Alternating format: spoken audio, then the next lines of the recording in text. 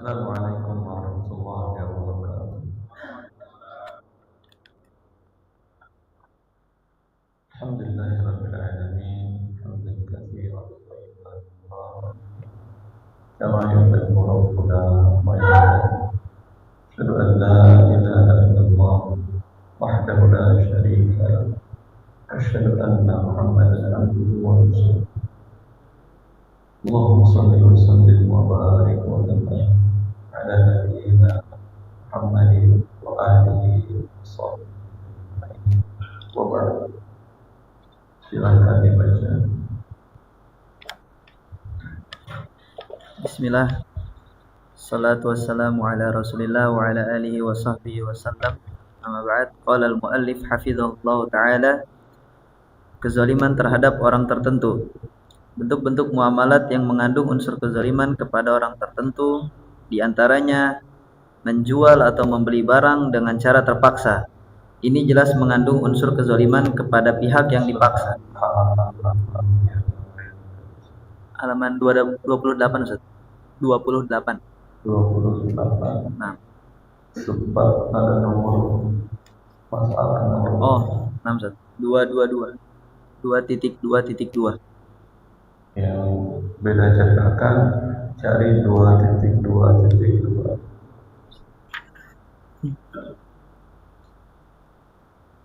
Silakan.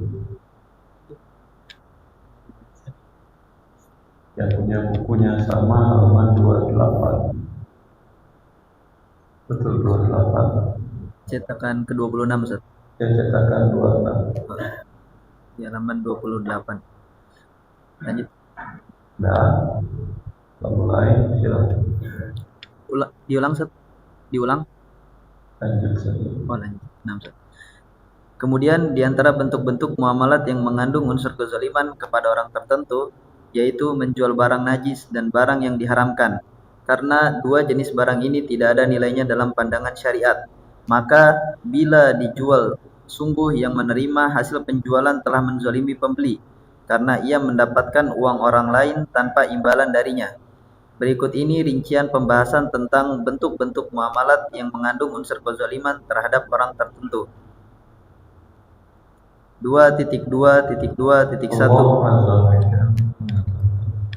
Ya ayyuhalladzina amanu la ta'kulu amwalakum bainakum bil batil illa an takuna tijaratan an tariqin minkum. Wahai orang-orang yang beriman,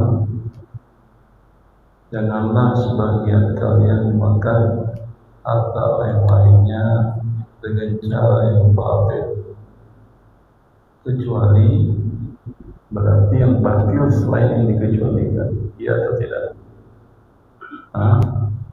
Ya, kecuali perdagangan. Apa itu perdagangan?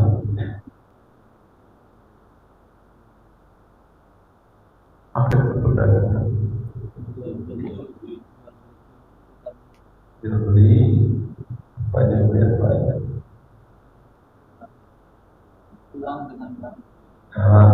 Kalau jual jasa bukan perdagangan, bukan perniagaan. Ya. Artinya ada imbal balik. Anda menyerahkan uang, dia juga mungkin menyerahkan uang. Tukar uang dengan uang, iya. Anda butuh pecahan, tidak ada. Dia ada pecahan. Ya, berarti jual beli apa tidak? Jual beli tukar menukar uang dengan uang. Bisa jadi barang dengan barang. Bisa jadi uang dengan jasa. Bisa jadi jasa dengan barang. Kan menukar. Ya, ini perniagaan. Maka kalau Anda satu pihak memberikan dan tidak dapat imbalan, ini batil atau tidak? Tadi Allah mengatakan Jangan kalian memakan dengan harta janda yang batil kecuali perniagaan. Perniagaan itu ada imbal balik. A memberikan sejumlah uang, B memberikan barang atau jasa. Ketika A memberikan sejumlah uang, si B tidak memberikan apa-apa, berarti perniagaan atau bukan? Bukan. Tidak ada imbal balik. Maka ini bukan jual beli. Kalau bukan jual beli, kembali dia kepada memakan harta dengan cara yang batil. Anda setor uang pada asuransi, yang hilang uang Anda itu kalau Anda tidak terkena risiko yang dipertanggungjawabkan. Anda setor uang untuk rumah bila terbakar, asuransi rumah. Ternyata alhamdulillah rumah Anda tidak terbakar. Uang Anda ada imbalan. Ada imbalan uang Anda. Hilang itu saja. Judi namanya. Kalau ya, Anda harus setor uang. Dipaksa oleh negara. Kalau tidak, Anda disampaikan sanksi. Anda dalam bentuk pajak, kan Anda wajib bayar ke negara, kan ya? Besarannya mereka menentukan. Dapat imbalan kan?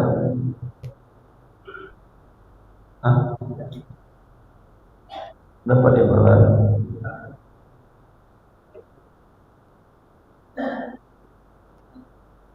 Dapat atau tidak?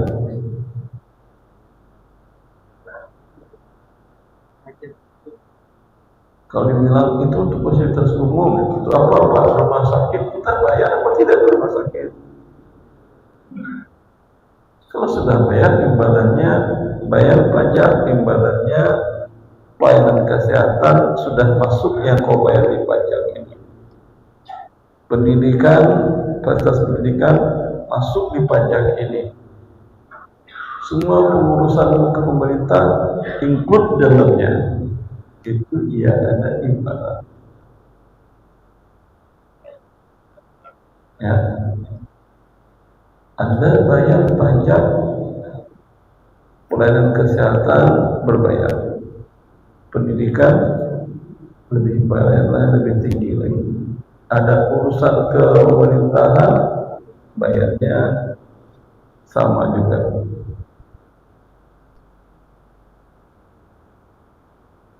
Lalu ada imbalannya kan? Oh, imbalan keamanan.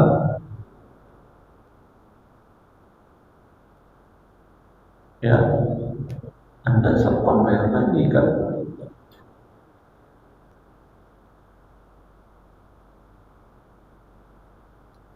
Ya, seperti itu.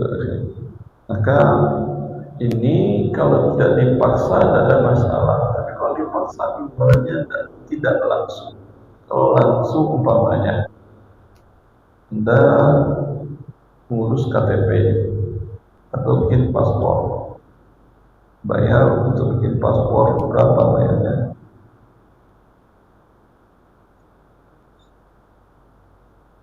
Anak muda, atau muda 600 seumur hidup. Enggak ada seumur hidup lagi. 5 tahun. Bayar berapa? 500.000, 600.000. 500.000 bayar. Ini dapat Anda paspor. Memang kertasnya enggak segitu harganya, tapi pencatatan sistem semuanya itu kan masuk dalam itu kan ya. Ini boleh? Boleh. Tapi kalau tadi pajak, oh itu pajak kan imbalan dari pelayanan negara kepada warganya. Ya harusnya kita paspor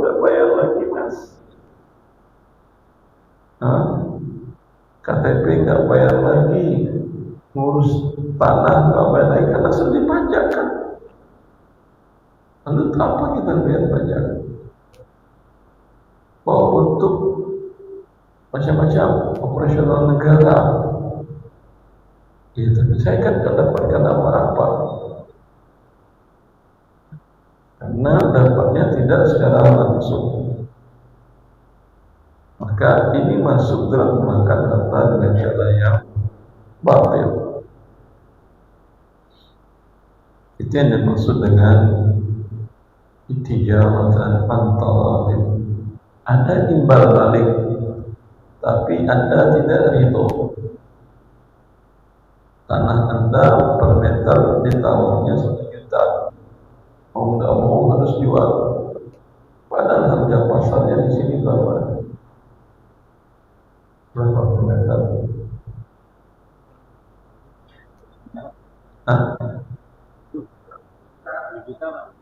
2, 7 tanah 2 juta. Tidak ada masalah yang 2 juta mungkin di kampung dalam tidak ada akses jalan. Kalau di pinggir jalan utama 7, tidak ada masalah, beda kasus. Ya, dibayar 1 juta oleh dia, mau tidak mau kami selesaikan. Ada imbalan tapi Anda tidak ridho. Karena bukan masalahnya uang juga, masalahnya orang tua Anda di sini kampungnya, saudara Anda kampungnya di sini. Anda dijual pun suruh pindah kemana, gak dapat lagi harga rumah di kampung sini segitu. Harus jauh ke Bekasi, Solo. Ya, maka Anda manusia tidak mau, maka tidak ada hak. Ya, bila Anda tidak ridho, kecuali untuk kepentingan umum. Orang yang tinggal di kota Mekah kena perluasan Masjidil Haram, itu dibayar per meter 100 miliar, mau nggak dia? Mau nggak? Tinggal di lingkungan Masjidil Haram, walaupun tidak dalam masjidnya, di tanah haram, itu luas tanah haram kota Mekah, dan lebih luas dari kota Mekahnya juga. Itu setiap sholat Anda di sana, kata Rasulullah, 100.000 kali sholat di sini. 100.000 sholat subuh berapa tahun itu? 100.000 bagi 5,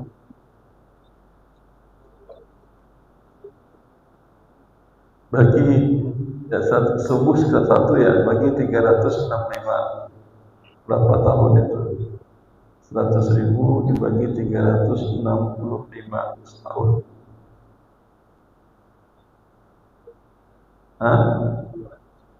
273 sholat subuh di sini. Pahalanya di sisi Allah.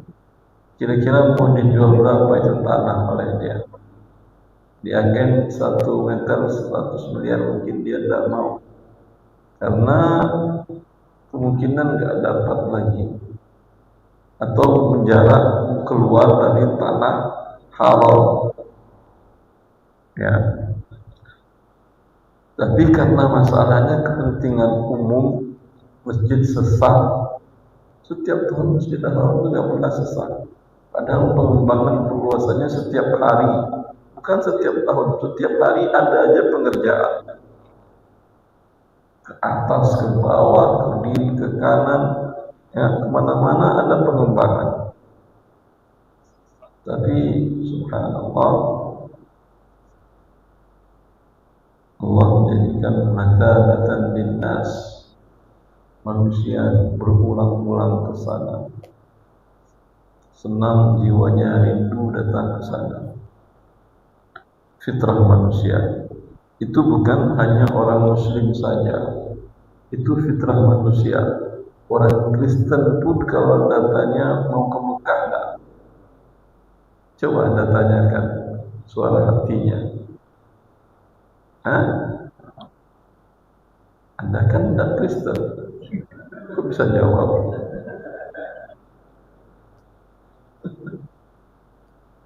Ada seorang murtadin, dia dulunya Islam, lalu di sekolah teologi Kristen sampai menjadi misionaris kampung itu, memurtadkan banyak orang di kampung itu, dapat fasilitas luar biasa dari gereja, dari Roma, Vatikan. Akhirnya para pembesar gereja se-Indonesia memanggil dia, mengundang dia. Kami ingin memberikan apresiasi kepada, silahkan kamu minta apa saja, mau rumah, mau kendaraan, mau lahan, mau saham perusahaan, silahkan kami penuhi. Kata dia, saya itu dari kecil pengen mau naik haji ke Mekah Al-Mukarramah. Kata pendetanya, kalau kau naik haji, kau murtad lagi, ngapain kau kasih hadiah? Yang saya maksud itu fitrah, naluri manusia seperti itu memang. Karena fitrah itu ditutup dengan kabut syubhat-syubhat agama dalam Islam, tertutup fitrahnya. Ya, lanjut.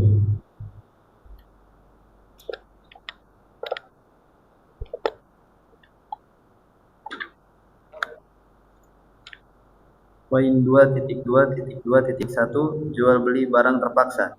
Manusia tidak dapat memenuhi seluruh kebutuhannya sendiri. Banyak barang yang dibutuhkannya dimiliki orang lain. Seperti seorang petani yang memiliki bahan pangan, dia juga membutuhkan pakaian, maka ia harus menukar sebagian hasil panennya dengan uang dan membeli pakaian dengan uang tersebut. Begitu juga sebaliknya. Dengan demikian, dia mesti berinteraksi dengan orang lain untuk menutupi kebutuhannya. Interaksi seseorang dengan pihak lainnya untuk bertukar barang atau jasa diatur oleh Islam dalam fikih muamalat. Dia punya barang, umpamanya hasil panennya beras. Dia kan nggak bisa hidup dengan beras saja. Butuh lauk-lauk, segala macam pakaian, tempat tinggal, bahan bangunan, material untuk renovasi tempat tinggalnya yang sudah besar. Ya, maka dia lakukan akad penjualan dulu atau langsung jual beli. Jual dulu jadi uang, nanti dari uang beli kebutuhan tadi. Kenapa nggak langsung aja? Karena kalau ditukar Rp2 ada nilai yang turun nggak? Nah,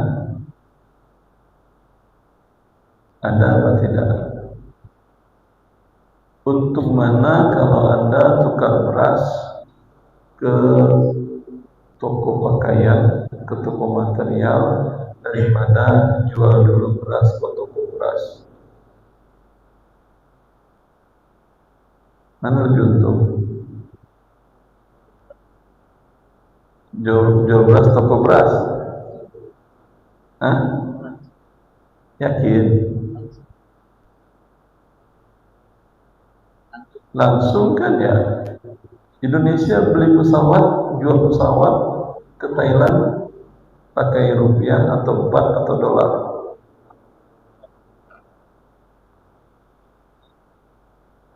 Kan pesawat Habibie pertama kali dijual dibeli pakai Thailand kan. Belinya pakai beras Bapak Ibu. Coba baca sejarah. Pakai beras.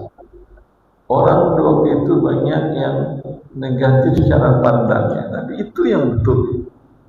Dari sisi bisnis, tidak ada pihak ketiga yang menguasai Anda. Jelas?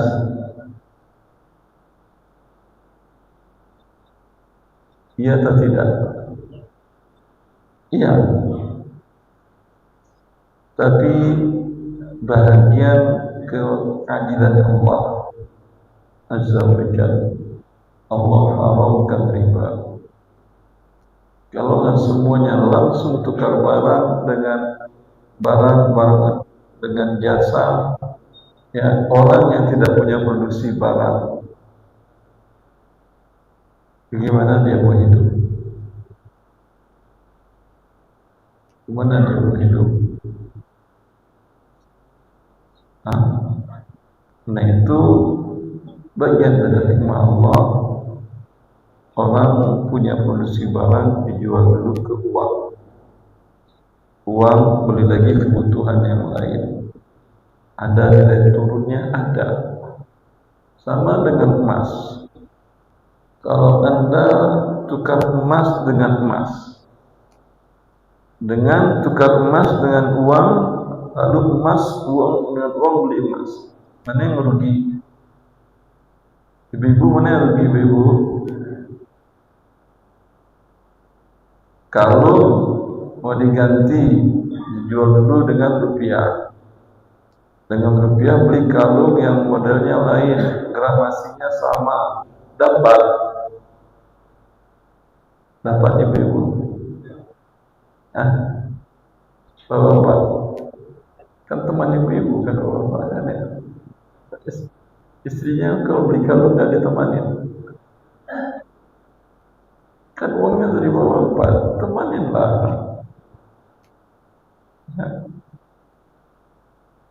Biasanya ada yang dipotong-potongnya kan ya.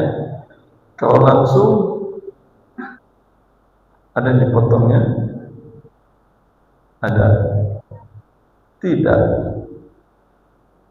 Karena itulah hikmahnya syariat mengharamkan yang langsung tadi,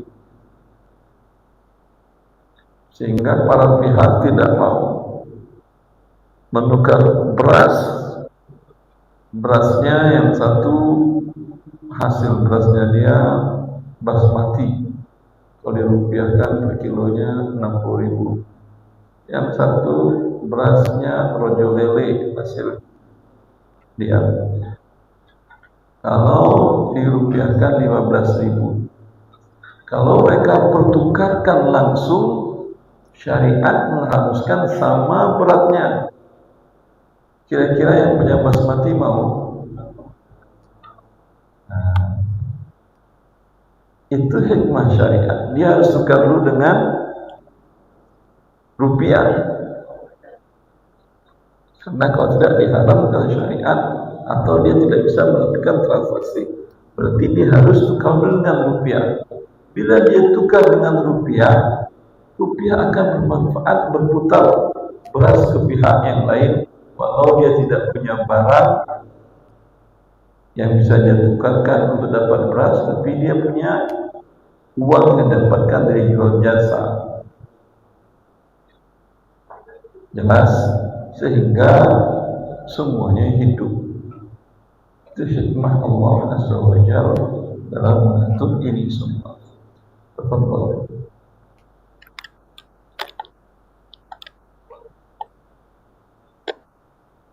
Islam menjelaskan syarat-syarat sahnya sebuah muamalat yang bila tidak terpenuhi maka perpindahan barang dan alat tukar atau uang menjadi haram. Ya, ada aturan dalam Islam untuk keabsahan perpindahan barang, uang, jasa, manfaat ke lain pihak. Ada syaratnya pada pelaku, ada syaratnya pada transaksi ijab qabul, ada syaratnya pada objek. Kalau pelaku, apa syaratnya? Saling ridho para pelakunya. Apa lagi?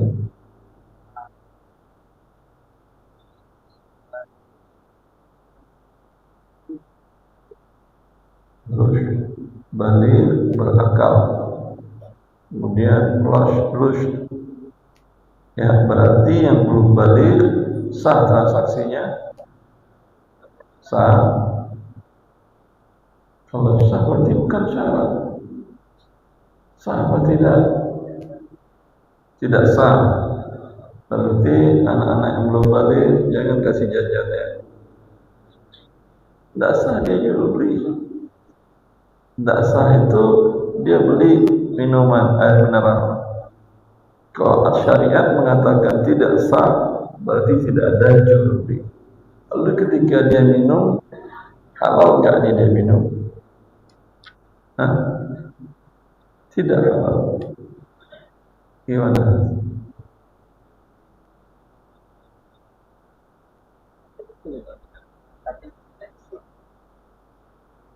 Syariat memberikan pengecualian, keringanan.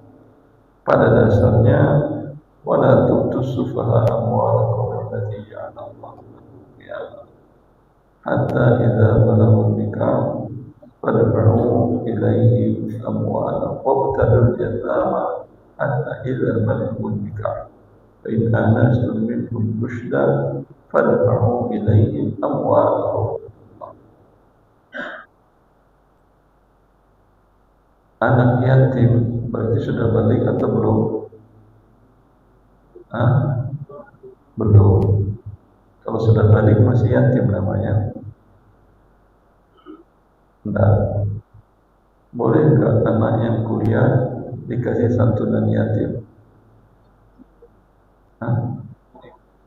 Boleh. Kalau begitu kakek saya juga yatim.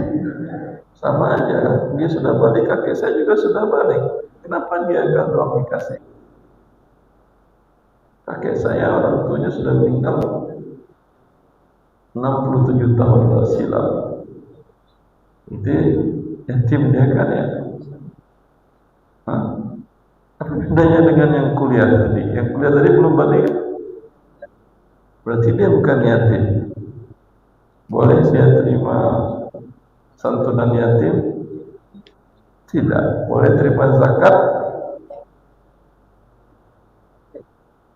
Zakat boleh dilihat. Kalau dia fakir miskin, ya tak punya pendapatan, penghasilan, dan dia dengan kuliah tadi anaknya Allah berikan IQ di atas rata-rata dan punya semangat tinggi menggali di bidang ilmunya, baik ilmu syariat ataupun bukan, tapi ilmu yang bermanfaat yang dihalalkan oleh agama Allah. Ini boleh dia dapat zakat, bagian dari fisabilillah. Jelas? Itu tadi syarat orangnya balik, kemudian mengerti dalam transaksi, tidak gampang ditipu. Ya, ada orangnya dewasa, tapi ya dia bilang ini kaca, ya kan kaca ya. Tapi kelebihannya kamu bisa ngomong dengan orang yang dalam kaca itu. Terdengar suaranya. Ada jin pak? Enggak ada jin. Tapi memang ini kaca ini lain. Coba Anda ngomong di kaca Anda sendiri. Tidak bisa pak. Ini kamu kan sawah itu punyamu, ya. Ambil ini sawah buat saya ya. Siap pak, saya pengen ngomong sama ayah saya yang sudah meninggal di kuburan. Bisa pak, coba aja. Ya, yang jelas tadi saya coba dengan anak saya yang berada di Surabaya, bisa. Kamu kan lihat, iya pak. Mau di kuburan kamu aja nyoba, tapi udah deal, sah jualnya ini. Enggak, ini orang tidak rush, tidak mengerti dia. Ya, masa diganti dengan sawahnya ini? Jelas, sawahnya 200 meter persegi. Ini paling 2 meter sawahnya sudah dapat, ya, tertipu dia. Walaupun dia ridho, karena keridoannya tidak dianggap,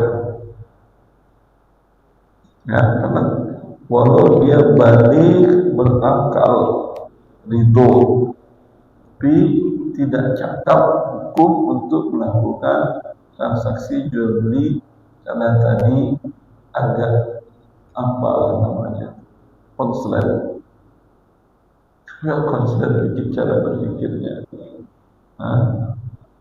kurang paham dia tentang kehidupan, tidak sah jual. Itu orangnya.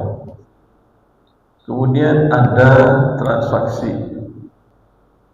ada ijab, ada qabul, ada ucapan. Ya, kalau Anda jual beli rumah, biasanya dituliskan akta jual beli oleh notaris, kan ya. Apa bunyi pertamanya? Bunyi alinea pertama.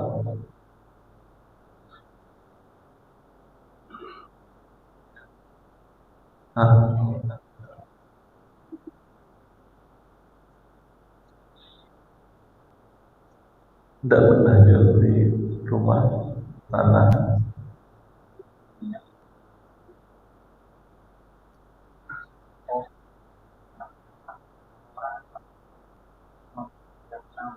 Yang akadnya, bunyi transaksi akadnya, telah terjadi jual beli antara pihak pertama yang memiliki identitas A, B, C, D, E, F, G, ya, dengan pihak kedua dengan identitas A, B, C, D, E. Betul telah terjadi jual beli atau sekarang baru jual beli?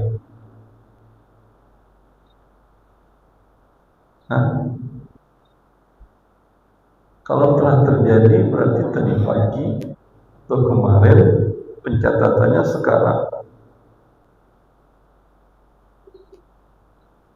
Dalam syariat, dalam bahasa Arab, akad harus menggunakan kata kerja menunjukkan waktu, masa lampau.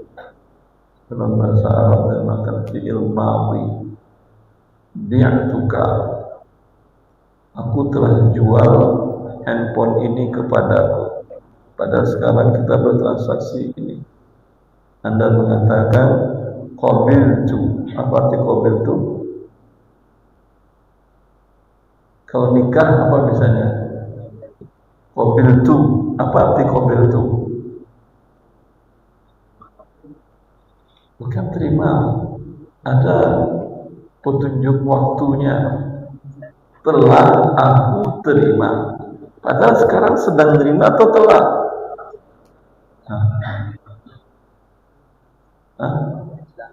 Sedang. Tapi dalam bahasa Arab dan dalam bahasa syariat wajib menunjukkan kata kerja masa lampau. Kalau Anda katakan saya sedang menjual, dia katakan saya sedang membeli, ini akan jual belinya tidak sah.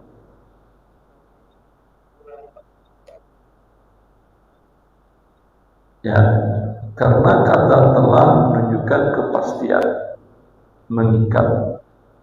Kalau kata sedang tidak menunjukkan kepastian yang mengikat. Sedangkan transaksi jual beli transaksi yang mengikat. Maka tidak pernah notaris mengatakan sedang terjadi jual beli, itu berita, bukan akad. Itu kalau bahasanya wartawan, ya, sedang terjadi transaksi, itu ya. Tapi kalau bahasanya notaris, akad telah terjadi jual beli antara pihak A, pemilik dengan identitas ini, pemiliknya barang ini kepada B, pihak kedua. Jelas? Ya. Pak, itu cuman pernah orang ngomong begitu kalau jual beli. Pak, telah saya beli satu air mineral ya. Pernah untuk bawa bapak ibu bilang begitu kalau beli air mineral? Tidak. Apa yang Anda katakan? Beli. Tidak beli bapak. Apa konsekuensi beli? Beli air. Terus apa masalahnya beli air? Telah aku beli itu ya jadi milik Anda. Beli air itu,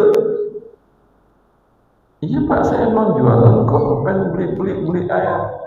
Tapi setelah saya beli berarti jadi milik dia. Tapi kalau beli air, Anda tinggal jawab beli air, ya beli, sah akadnya.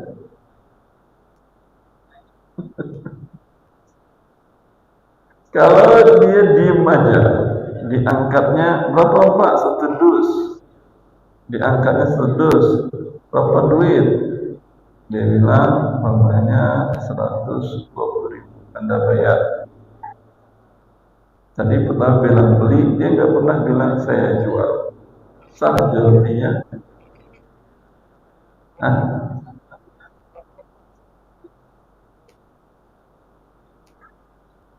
Sah tidak?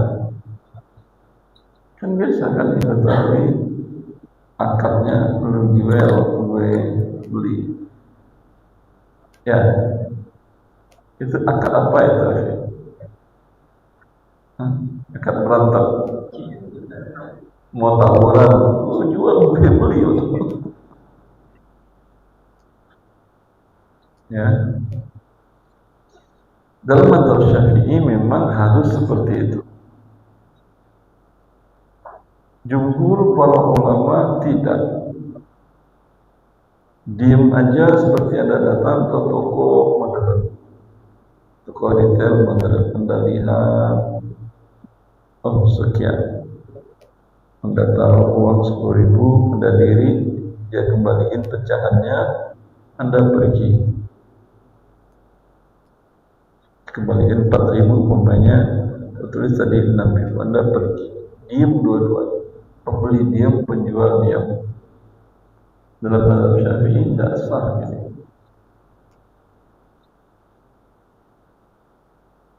Ya, tapi kalau di sini,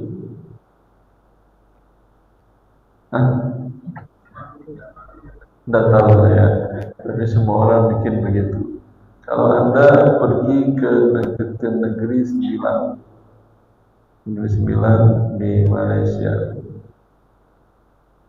itu ada teman dulu S3 di Riyadh, dia pernah S2 di Malaysia. Saya pernah beli teh paci 1 gelas teh manis, tidak keluar, sudah nunggu 10 menit tidak keluar. Bilang paci 1 gelas teh manis, tidak keluar juga. Teman-temannya bilang, kamu bilang apa ke dia? Paci 1 gelas, sampai pagi nggak keluar. Karena ngapain kamu 1 gelas? Mau minta, mau beli, mau pinjam atau apa? Bilang, pakcik saya beli 1 gelas. Pakcik saya beli 1 gelas teh manis panas, hangat. Keluar ya. Ya, mereka masih kuat pegang mazhab Syafi'i. Kalau Betawi sudah berubah untuk berantem menjual bebek. Kalau dagangan sudah tidak lagi mereka. Bahkan ada yang warung kejujuran nggak ada akadnya, ambil taruh uang di sana. Kalau rugi lah, berarti dia berhadapan dengan orang yang tidak jujur. Ya, boleh atau tidak? Para ulama mayoritas mengatakan tidak ada persyaratan dari syariat harus dilafalkan aku jual, aku beli. Syariat hanya mensyaratkan saling ridho. Kalau penjual mengatakan aku jual, berarti ridho atau tidak dia? Ridho. Pembeli mengatakan aku beli, berarti ridho atau tidak dia? Ridho. Ya, maka dengan ucapan pasti keridoannya. Kalau diam saja, pasti keridoannya atau ada kemungkinan tidak ridho?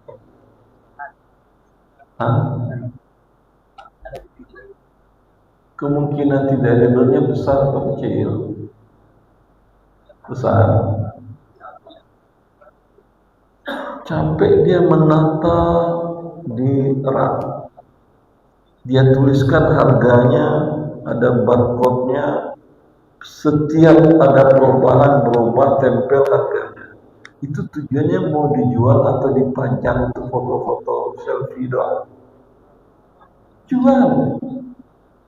Begitu juga Anda yang masuk ke toko retail, lihat ini, lihat itu, maju mundur, lihat di online, lebih murah, panjang ceritanya.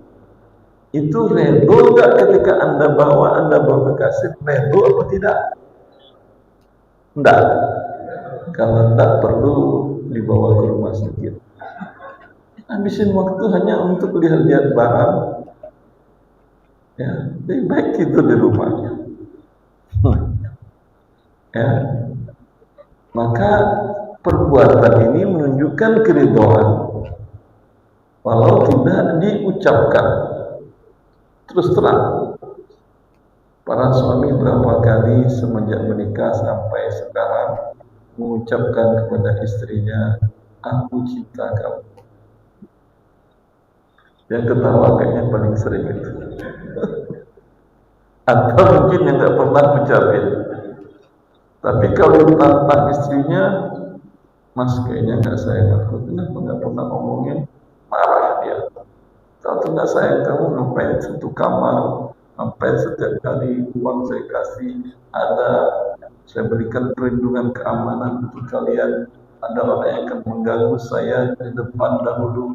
Itu pertanda cinta atau bukan? Hah? Iya kan? Berarti perlu diungkapkan atau tidak? Kalau enggak sah cinta antum, kata istri. Kalau diucapkan bagus, karena perempuan suka mendengarnya. Kalau cuma sifat laki-laki berat untuk mengucapkannya. Dalil para ulama yang membolehkan tanpa diucapkan, Allah mengatakan, Inna Allah ashtara minal mu'minina anfusahum bi anna lahumul jannah. Inna Allah ashtara minal mu'minina anfusahum wa amwalahum bi anna lahumul jannah yuqatiluna fi sabilillah wa yaqtuluna wa yuqtalun. Allah telah membeli jiwa dan harta orang-orang beriman. Pakai apa Allah bayar? Dengan surga imbalannya. Maka kalau harta Anda disuruh Allah keluarkan, jiwa Anda disuruh Allah keluarkan, itu bukan gratisan. Anda mengeluarkan uang 100.000, ya, sedekah ke tetangga yang sedang sulit, ke teman yang sulit, kirim ke adik, ke kerabat, orang tua 2 juta pas mereka lagi sulit. Itu bukan gratisan, pasti dibayar oleh Allah. Allah katakan itu pinjaman, menunjukkan pasti balik. Allah mengatakan, man dzalladzi yuqridu Allah qardan hasanan fayudha'ifahu lahu ad'afan katsira. Allah namakan setiap harta yang kita keluarkan, kata Allah, kau pinjamkan ke aku, pasti aku bayar dengan berlipat ganda. Semenjak kapan Allah bilang aku beli, kita mengatakan aku jual, ya Allah? Hah? Pernah Anda setiap akan mensedekahkan uang, ya Allah, ini aku beli surgamu pakai ini, ya Allah? Pernah Allah mengatakan aku beli, aku jual? Pernah? Nggak pernah kan ya? Jadi perbuatan Anda menunjukkan itu. Berarti masih perlu akan aku jual, aku beli. Tidak ada masalah juga. Kalau notaris kan mesti diucapkan ya. Nggak mungkin notaris menggambarkan mereka saling saling serah terima barang tanpa jabatan tangan. Nggak mungkin itu dituliskan notaris. Notaris dengan telah terjadi jual beli antara pihak satu A biasa ini objeknya ini dengan uang sekian. Silahkan, tapi bukan syarat mutlak keabsahan dalam akad itu ijab dan qabul. Apalagi sekarang ada vending sign, keluar air mineral, teh, susu, makanan ringan, camilan. Anda ketika masukkan uang ngomong nggak? Gue beli. Hah? Mesinnya bilang gue jual. Gak ada orang di situ. Lari kalian dari izin mau bisa ngomong. Nah, seperti itu.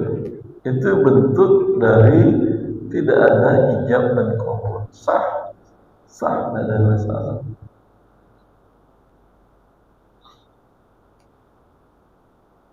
Dan ada untuk objek barang syarat-syarat khusus. Tadi syarat dan ketentuan para pelakunya. Kemudian syarat ketentuan untuk akadnya, ada ijab qabulnya. Atau ada serah terimanya, ada akadnya. Saya jual, saya beli dengan lafaz atau dengan perbuatan. Kemudian objeknya yang dipertukarkan, ada syaratnya juga. Di antaranya situ ada barangnya harus suci, maka najis tidak boleh diperjualbelikan. Kenapa? Karena najis Allah haramkan manfaatnya. Sesuatu yang Allah haramkan untuk diperjualbelikan. Inna Allah idza harrama syai'an harrama thamanahu. Bila Allah mengharamkan sesuatu, maka Allah mengharamkan imbalannya. Semua yang dilarang oleh Allah, maka haram imbalannya. Menghisap tembakau, dalam bahasa Indonesianya merokok, dilarang oleh Allah atau tidak? Mana bunyi ayatnya?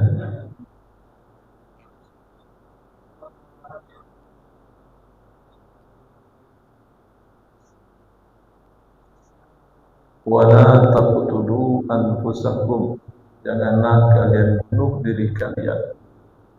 Dibungkus rokok, setiap rokok, apa yang tertulis di situ? Rokok membunuhmu. Ya, rokok membunuhmu. Allah mengatakan jangan bunuh dirimu.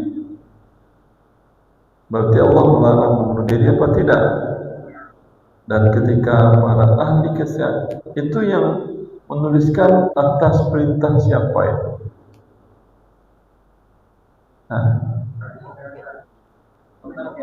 Dokter.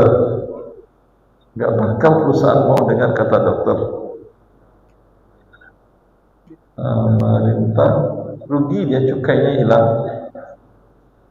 Jualnya alat pembunuh, tentu gak mau orang lagi cukainya hilang.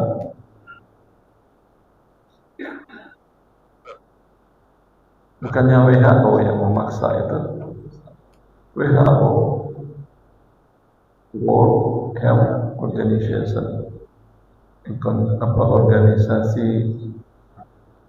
organisasi dunia, UN, United Nations, Persatuan Bangsa-Bangsa, Divisi Kesehatan.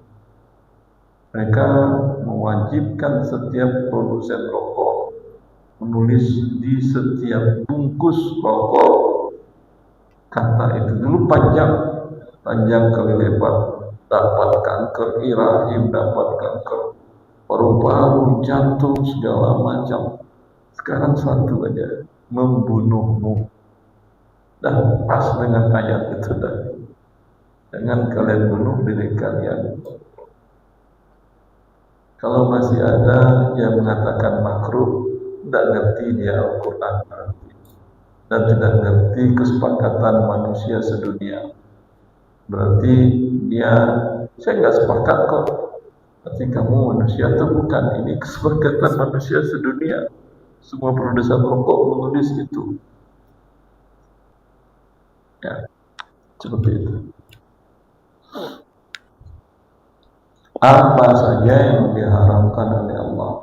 Karena bila Allah mengharamkan suatu zat atau suatu manfaat atau suatu jasa, tidak ada nilainya.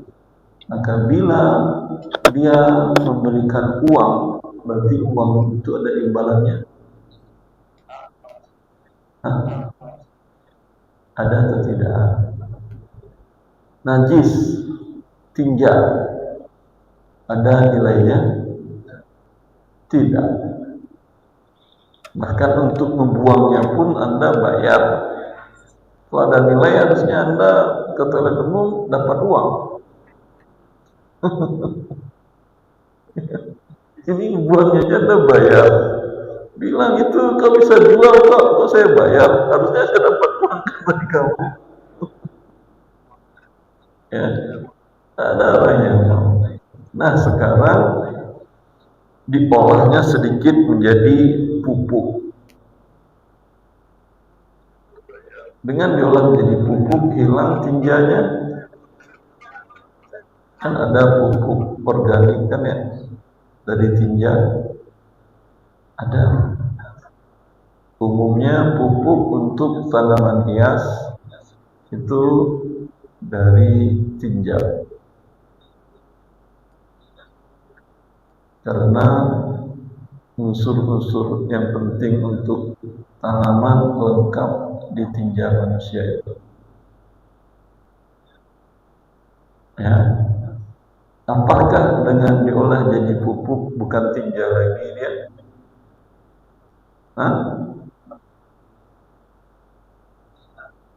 Masih tetap? Ya masih tetap.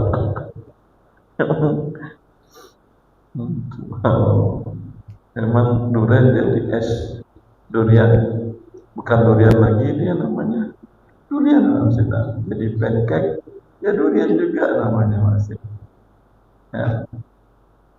Sampai dibikin diasemin tempoyak durian juga masih namanya ya, masih ada zat duriannya ya. Maka kalau Anda tidak boleh mendapatkan najis, tapi tadi dapat uang imbalannya. Gratisan aja tadi kan Anda buang ke toilet malah bayar, ke toilet umum. Ya. Kalau gratisan aja Anda kasih tetangga tinja Anda setiap hari. Taruh depan rumahnya. Marah ya. Kasih pupuk mahal marah juga dia. Kalau pupuknya siap saya, ini mah masih mentah mas. Subhanallah. Ya, maka Anda dapat uang. Anda dapat uang, bukan uang tidak halal dia dapat tinja dapat uang, maka tidak dihalalkan dalam syariat. Lanjut. Akan banyak turunannya ini ya. Silakan dibaca.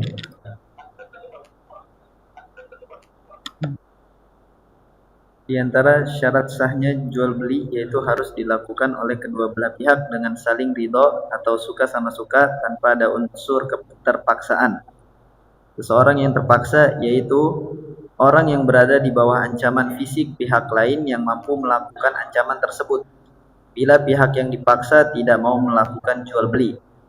Seperti jual beli yang terjadi di sebagian tempat di beberapa kota di Indonesia pada saat calon pembeli menawar harga sebuah barang, maka dia dipaksa dengan berbagai cara untuk membeli, terkadang dengan ancaman dan gertakan bernada tinggi. Hukum jual beli ini tidak sah. Masih ada ini, masih ada. Dulu di tahun 90, saya ke Jakarta 94. Kalau 95 itu ke pasar Senen gitu cara belanja. Kalau kita ada yang lihat itu harus beli, dimarahin kita kalau nggak beli, dimalu-maluin depan orang. Iya atau tidak? Sekarang masih ada? Hah? Masih ada? Tidak ada perubahan berarti Jakarta setelah 40 tahun, setelah 30 tahun, 40 tahun kan ya, tidak ada perubahan. Memang 40 tahun tidak ada perubahan menuju kebaikan ya. Kita terlalu malas mengajak dan menyampaikan ke orang, kita anggap biasa sehingga kezaliman merajalela. Lanjut.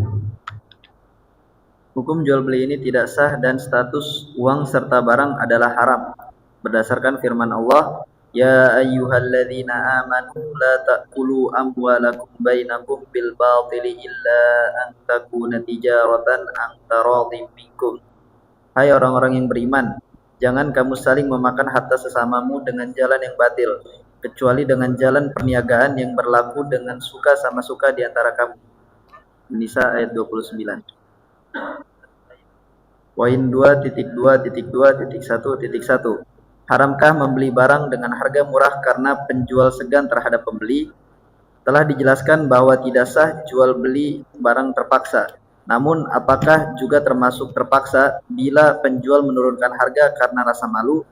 Seperti seseorang meminta diturunkan harga dengan cara merayu penjual di hadapan orang banyak sehingga yang diminta merasa malu, lalu menjualnya dengan harga yang diinginkan pembeli.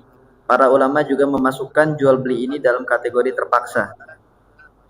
Hal ini berbeda bila penjual menurunkan harga barang atau pembeli membeli melebihi harga pasar atas dasar suka, iba atau hormat kepada pihak kedua tanpa ada unsur keterpaksaan. Seperti menurunkan harga barang karena pembelinya masih ada hubungan kerabat atau pembelinya orang miskin atau pembelinya adalah tokoh masyarakat.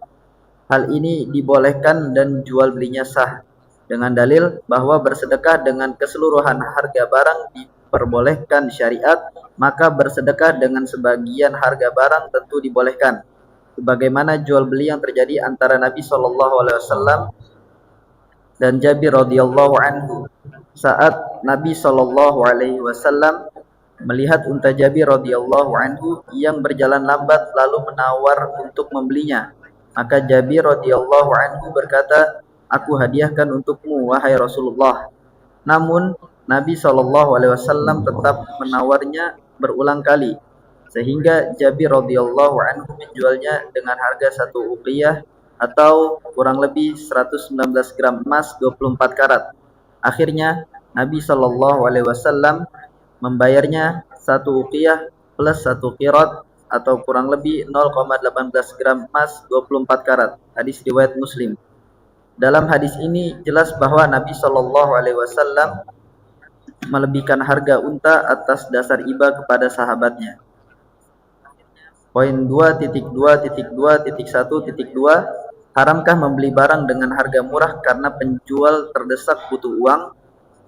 Hidup ini tadi kalau memaksa atau setengah memaksa dengan dipermalukan ya, atau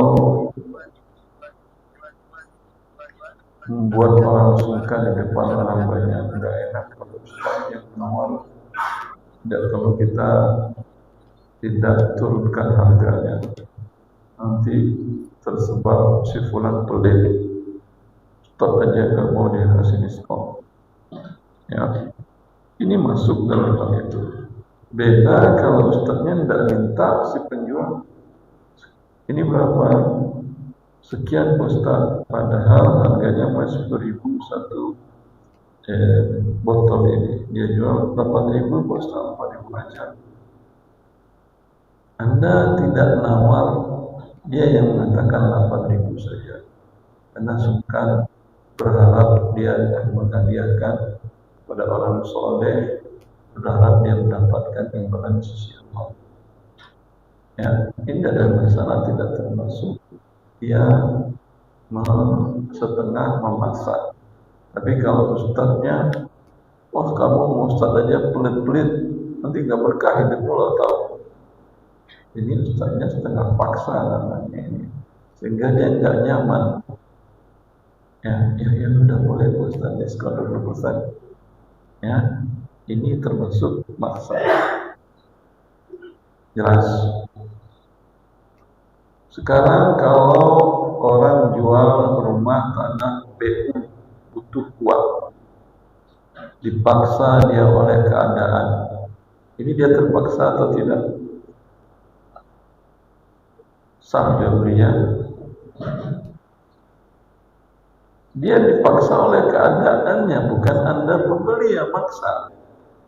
Berbeda dengan pembahasan yang Allah larang itu. Yang Allah larang itu tidak boleh Anda memaksa. Tapi dia keadaannya membuat dia harus menjual, terpaksa dia jual dengan harga murah biar cepat laku, cepat terpenuhi kebutuhan. Maka bila Anda lihat harga pasarnya 7 juta per meter, tapi karena satu dan lain hal dia harus jual dengan 5 juta, cepat beli agar dia dapat memenuhi kebutuhannya. Anda untung 2 kali, dapat barang murah, menolong orang dalam kesulitan. Alhamdulillah. Cari info yang BU ya. Sebarkan di teman-teman. Minta fee juga boleh. Tapi sekarang BU itu hanya omongan saja. Sekarang dia nggak perlu BU. Biar cepat laku aja dia. Baik, kita cukupkan dulu ini. Silakan dengan persoalan. Nah, sebentar, ada teman yang host yang jadi. Silakan bagi yang ingin bertanya.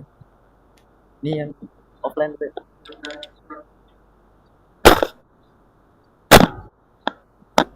Ustaz, kalau kan mainan anak-anak itu yang berbentuk makhluk hidup utuh dibolehkan untuk anak-anak. Apakah dibolehkan berarti jual belinya boleh, dan apakah kalau jual belinya boleh apakah itu berarti hak ciptanya juga boleh, dan kalau hak ciptanya juga boleh apa itu berarti melanggar hak ciptanya termasuk dosa di sekolah? Ini yang beli anak laki-laki dan anak perempuan.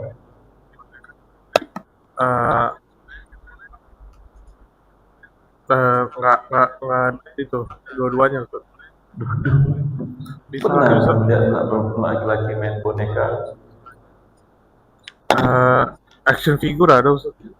Apa? Action figure buat mainan laki-laki, action figure.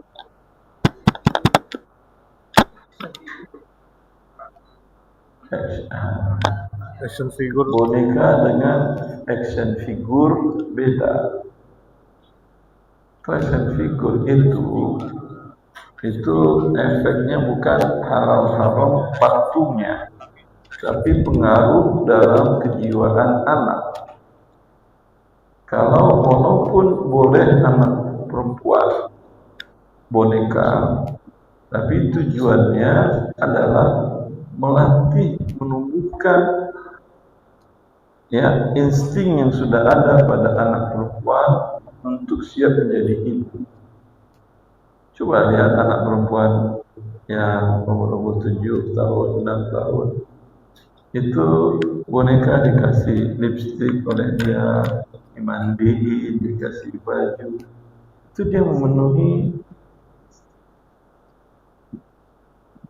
instingnya sebagai seorang ibu bagus gitu, beliin masak-masakan, ya, ada kuali, ada kompor, segala macam.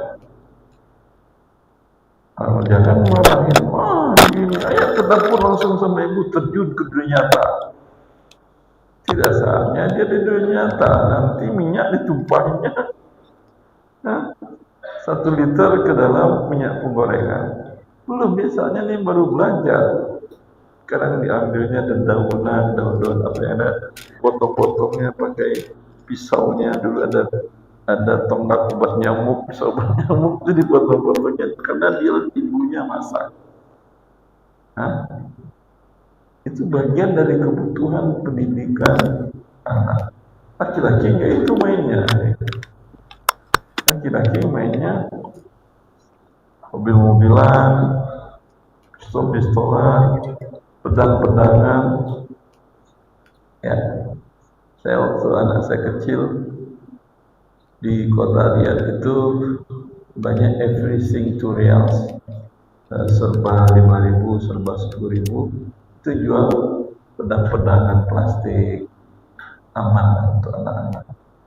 Kalau anak laki-laki saya, setiap kakaknya dari sekolah dapat hadiah dari sekolah, mesti dia teriak, "Umi, Bapak, save, mau beli pedang."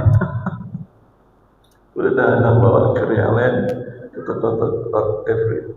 itu yang serba 10.000 itu, lalu beli pedang buat dia. Itu 10 hari pedangnya patah, nanti beli pedang lagi. Kalau kakaknya dapat hadiah dari sekolah. Begitu kehidupan anak-anak, jangan marahi. Bukan pedang-pedang, langsung kayu aja ya, kepala bapak nanti ditebasnya, kepala adiknya nanti ditebasnya. Ya, biarkan dia berkembang. Memang Allah ciptakan ada tahap-tahapnya. Ya, adapun kalau boneka tadi, ya boleh, ada masalah. Ciptanya boleh, tapi biasanya sesuai kebutuhan anak-anak. Adapun dia bonekanya bisa nari, bisa keluar suara, bisa diajak ngomong, itu nggak boneka lagi. Nanti dia mandiin, hilang ngomongnya. Habis mandinya bisa ngomong, ini bonekanya. Biasanya kan ada kan boneka plastik itu ada kan ya. Ada bajunya, jual bajunya ada. Bahkan ada yang bonekanya gamisnya ada. Baik, boleh itu boleh.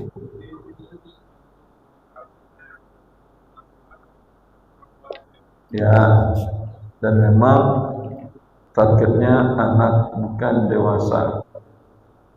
Kalau yang bonekanya sama gede sama anak, takut anak itu. Itu biasanya yang butuh kakaknya yang sudah kuliah atau uminya yang waktu kecil tidak bahagia. Bagi mereka udah nggak boleh, karena mereka bukan untuk jadi teman belajar lagi, itu pajangan biasanya. Kalau anak-anak enggak, hari ini dilempar, besok masuk got, habis itu dimandiin, nggak ada ditaruh di atas pajangan. Baik.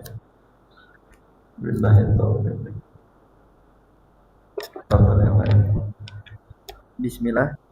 Izin tanya Ustadz, hukum sebagai marketing yang jualan hewan kurban, tapi hewan tidak di tempat, hanya memberitahu foto atau gambar hewan dan spesifikasinya saja. Bagaimanakah hukumnya? Syukran jazakumullah khairan. Ini hubungan si marketing dengan pemilik hewan apa? Tidak dijelaskan.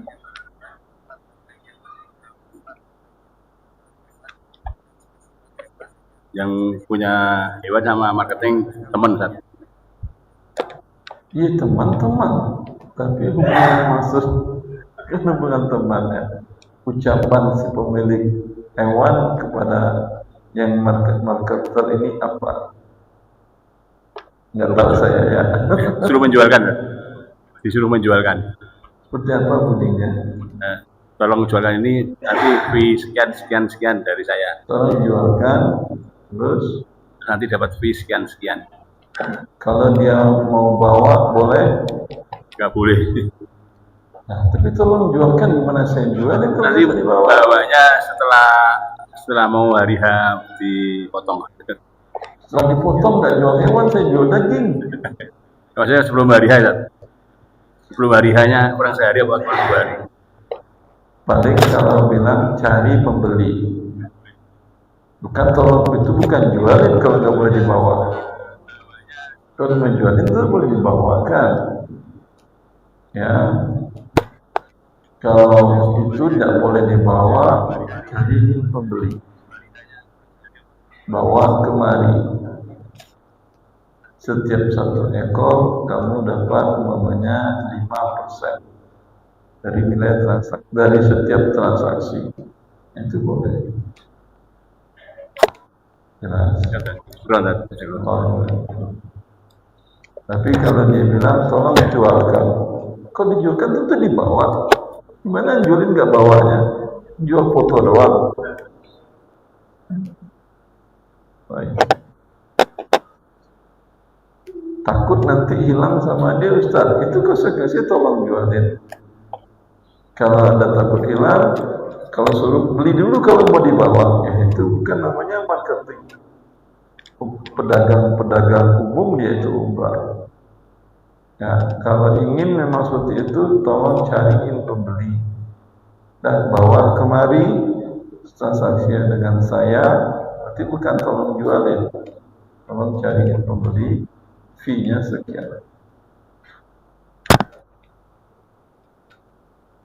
Bismillah, izin bertanya Ustadz, bagaimana hukumnya anak kerja di interior desain, terkadang interior desain, Desain interior. Desain interior.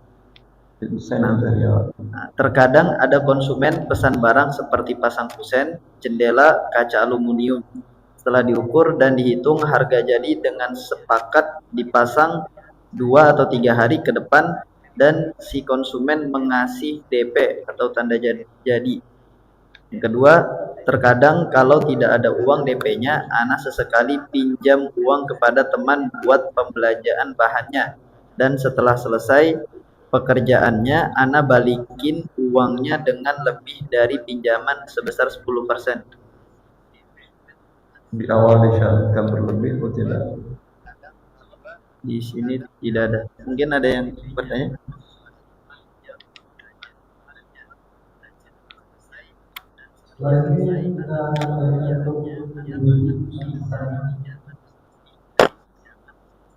Untuk peminjam di awal itu cuman kita hanya ngomong, kalau ada kelebihan Ana kasih gitu Ustaz, kelebihannya. Ini yang minjam, yang ngomong saya kasih. Ya, Ana yang minjam gitu ke teman. Yang pemberi pinjaman tidak minta apa-apa. Tidak minta apa-apa. Artinya kalau dikembaliin penuh tidak masalah bagi dia. Ya, terkadang iya kan Ustaz. Terkadang berarti terkadang tidak. Ya, selama ini kalau Anda kembaliin sekali, 2 kali, 3 kali tanpa kelebihan, ngomong nggak dia? Selama ini nggak pernah Ustaz. Nggak pernah Anda tidak lebihkan? Iya. Coba sekali. Kalau dia marah-marah, dia berarti dia berat dari awal ada kesepakatan tapi tidak tertulis. Kesepakatan tidak tertulis sama aja dengan kesepakatan tertulis, punya sama ribanya. Pastikan aja. Ini kalau mamanya saya sedang butuh, laba saya pun nggak dapat banyak, saya nggak ngasih. Boleh nggak? Terus terang. Oh dia bilang, oh ya memang tujuannya pinjam, saya nggak dapat apa-apa, alhamdulillah pakai. Jelas. Terus yang kalau untuk yang tadi itu Ustaz gimana Ustaz? Karena kita kan transaksi tanpa wujud ada bahan gitu, ada cuman sampel doang gitu. Terus setelah jadi itu bagaimana hukumnya Ustaz? Ini kan Anda jual material atau jual material plus jasa? Jual material plus jasa dan pemasangan gitu. Itu kan jasa semuanya. Jasanya masang dan kadang ada yang diolah kan ya. Iya. Nggak bisa material mentah, kadang ditempel-tempelin. Ya, ini namanya istisna. Cuma spesifikasinya ada warnanya cerah, kemudian bentuk bunga atau awan. Ini apa ini awan? Ini awan. Kenapa nggak bunga? Sesekali ganti-ganti. Bulan Muharram awan, Safar ganti bunga, masuk Rabiul Awal ganti bulan purnama. Masya Allah, Masjid Antum. Karena ada desainer interior di sini, tinggal tarik ganti dia. Bisa kan Pak ya? Bisa bikin seperti itu Pak. Ini belum bilang gini. Belajar Pak. Biar banyak penawarannya, kan enak kan. Ntar pengen yang mana, udah bosan yang kayak gini, tinggal tarik layar kayak hordeng. Ya, itu adalah masalah, itu namanya istisna. Spesifikasinya disepakati, ya, yang dijual bukan bahan mentah, bahan yang diolah. Namanya istisna, boleh walau belum ada ya. Seperti Bapak beli nasi goreng, sudah ada nasi gorengnya, boleh nggak dijual dah? Kalau nasi goreng boleh, kalau desain interior nanya dulu gimana ceritanya. Padahal dia dua hal yang sama. Seperti nasi goreng boleh, itu juga boleh.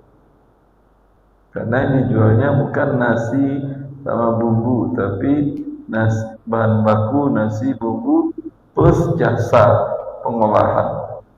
Mana lebih tinggi porsi jasanya daripada bahan mentahnya? Nah, banyak ibu-ibu yang punya produk makanan camilan, itu modal bahan baku per satuan berapa persen, di situ jasanya. Kalau developer biasanya, saya pernah ada punya mahasiswa, saya tanyakan, dia kontraktor developer juga. Satu rumah dengan modal 100 juta, berapa persen material harganya dari 100 juta itu, dan berapa persen jasa dari awal, dari facility study, kemudian sipilnya, kemudian gambarnya, kemudian pengerjaannya, sampai finishing. Dia itu jawab 60% Pak Ustaz. Berarti bahan bakunya cuma 40%. Dan dalam akad ijarah sewa jasa boleh pembayarannya di belakang. Maka istisna bagian dari itu, maka dia boleh. Jelas. Silakan dari Bu Ibu. Assalamualaikum warahmatullahi wabarakatuh.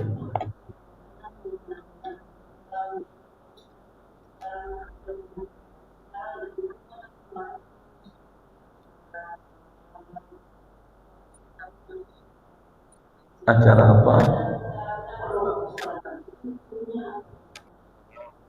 Tukar menukar kado. Tukar barang dengan barang atau bukan?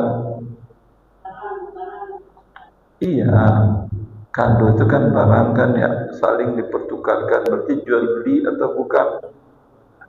Hah? Tukar menukar jual beli atau? Hah? Saya katakan, kalau saya tukar ini dengan tisu milik Bapak, ini milik saya, kita tukar menukar, apa namanya, jual beli atau bukan? Barter. Iya, jual beli itu kan barang dengan barang. berpindah kepemilikan barang milik bapak ke saya, barang saya jadi milik bapak, jual beli namanya. Sebentar, jual beli namanya.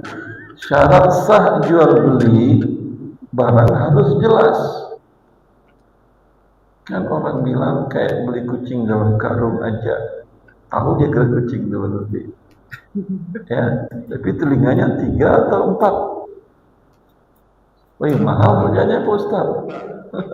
Kucing telinga 4. Ya, kan dibilang kayak beli kucing dalam karung. Kalau ini jual cenderamata dalam bungkusan, sama kucing dengan karung. Seperti jual beli kucing dalam karung, tidak halal, itu juga tidak halal. Jelas, kecuali bukan tukar menukar. Anda masak, Masya Allah, pagi lagi semangat masak, nasi gorengnya enak banget, ingin berbagi ke tetangga, dimasukin ke dalam apa namanya, apalah, dibungkus rapat-rapat bagus, nggak kelihatan dari dalam. Ya, Bu, ini Masya Allah ada hadiah dari kami, boleh? Oh, nggak sah, buka dulu. Sah, nggak ada masalah, karena dia bukan jual beli, dia ngasih hadiah. Tapi kalau dia bilang, ini saya pagi ngasih nasi goreng ya, nggak dia pagi, siang Anda harus ngasih saya bakso ya. Kalau ini jual beli apa tidak? Hah? Jual beli namanya. Harus dia penuhi, siang harus bakso. Ya. Ini tidak boleh kalau tertutup buka dulu lah. Saya mau lihat nasi gorengnya, dagingnya berapa siur, jangan-jangan 1 siuran doang. Nanti bakso saya juga dagingnya 1 siur juga. Ya, maka ini tidak boleh, jelas. Tapi kalau ini sepihak, guru, santri, siswa yang anaknya laki-laki, silakan ngasih hadiah ke guru, ke orang tua yang siswi perempuan, kasih, gak ada masalah. Besok kapan tahu silahkan. Oh, kami nggak mau ngasih, kata yang orang tua perempuan, nggak apa-apa. Kalau nuntut kan udah ngasih, nah kamu berarti ngasih nggak ikhlas ya. Nah itu boleh, jelas. Tapi kalau pagi buat nasi goreng, alhamdulillah, siang dia kelebihan beli bakso di luar tanpa ada syarat, dan dia pun ngasih hadiah tertutup, tidak ada masalah. Paham? Billahi taufiq, silakan.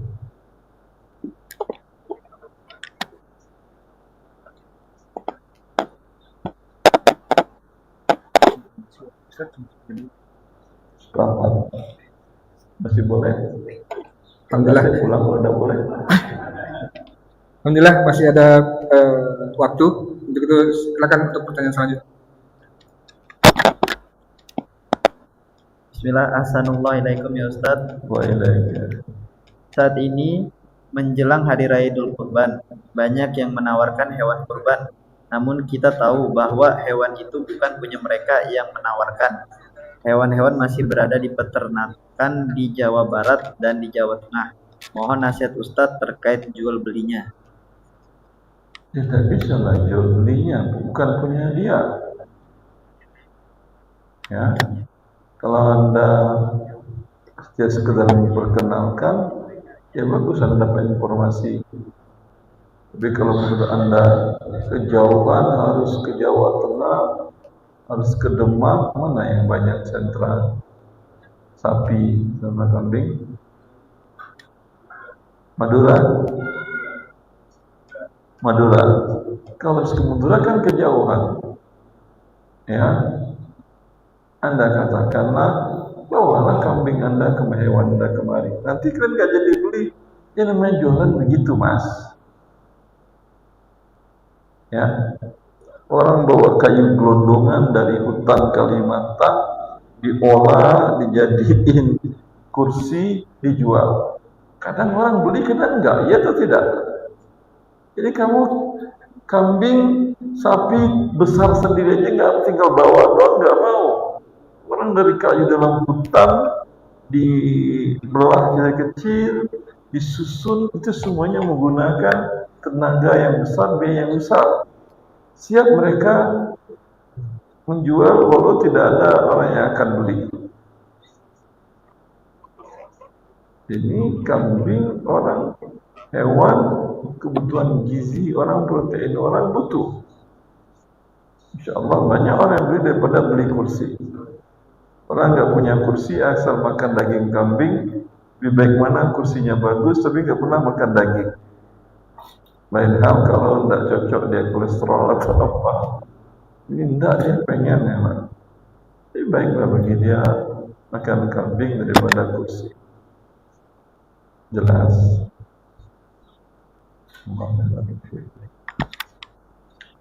Kalau itu adalah DKM, gampang. DKM tinggal bikin penawaran online. Silahkan para pemilik farm atau pemilik peternakan ajukan ke kami DKM Masjid X. Kami biasanya jamaah itu untuk sapi 20 ekor per tahun minimal,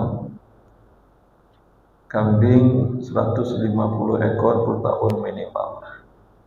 Silakan ajukan penawaran, kami terima, nanti kami hubungin. Yang tidak kami hubungin berarti penawaran Anda otomatis kami tolak, nggak perlu hubungin kami. Enak kan? Masuk penawaran, kasih waktu 2 hari, close, tutup, bicarakan dengan para teman-teman yang ahli. Ini enaknya ini nih yang kita survei. Ya. Lalu setelah masuk 2 atau 3 penawar yang paling bagus pilihan, hubungin mereka. Kami nggak dapat apa-apa dari jamaah. Kami ingin membantu jamaah kami. Karena kalian yang dagang, siapkan biaya survei kami. Mau nggak para yang punya peternakan? Mau apa tidak? Mau. Orang bawa hewan ke pasar, tentu yang beli. Ini hanya tinggal membiayai perjalanan survei mereka. Jelas?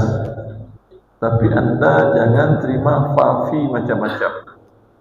Nanti terzalimi jamaah Anda. Barang nggak bagus karena sudah termakan fee, apa boleh buat?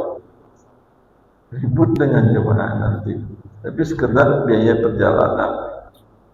Ya, biaya perjalanan yang kendaraan umum, transportasi umum, pakai kereta di sana mereka jemput dengan mobil mereka.